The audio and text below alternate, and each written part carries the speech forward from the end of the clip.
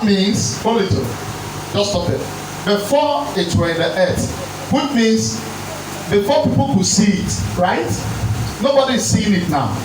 But if you watch verse 27 or verse 28, somebody help me. Another person read verse 28. No, you can start. Somebody else read verse 28. I'll take 29. Take 29 because of time. Take 29. Read 29 chapter 1. Yes. And God said, Behold, I have given you every herb bearing seed, which is upon the face of the earth. Which is upon the face of the earth. Hold it. Which is upon the face of the earth. I have given you every herb which is upon the face. The face. Are you listening now? Everybody, are you all right? The face of the earth, right? Now, in chapter 2, verse 5, he said what? And every plant of the field. And every plant of the field. Before it was in the earth. Before it was in the earth. Okay, stop there. Let's pause.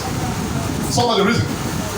Now, God said, I have given you every herb of the earth upon the surface of the earth. That is in 29, right? Yes. Upon the surface of the earth.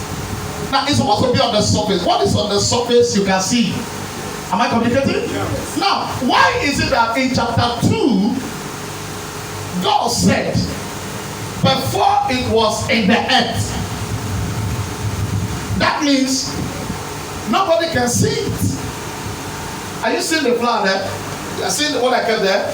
No. Look, it was hidden somewhere. So every plant, everything that will make the man that will take the ground successful has been created, but the man needs to activate it so that it will spring forth. Amen? Amen. That is why I said the other day that everything you're going to become in life, God has finished doing it.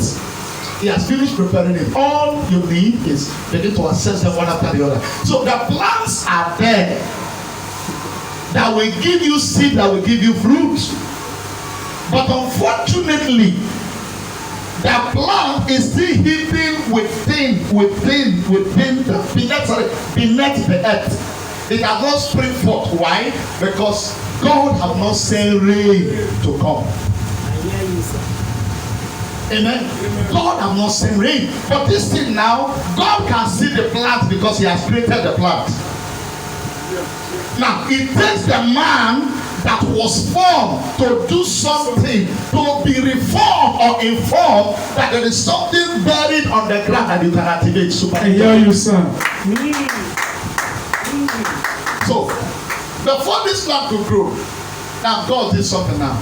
Immediately God formed the man and then breathed upon man. The Bible said God took the man. Amen? God took the man. What does that mean? God took the man and brought the man to the garden.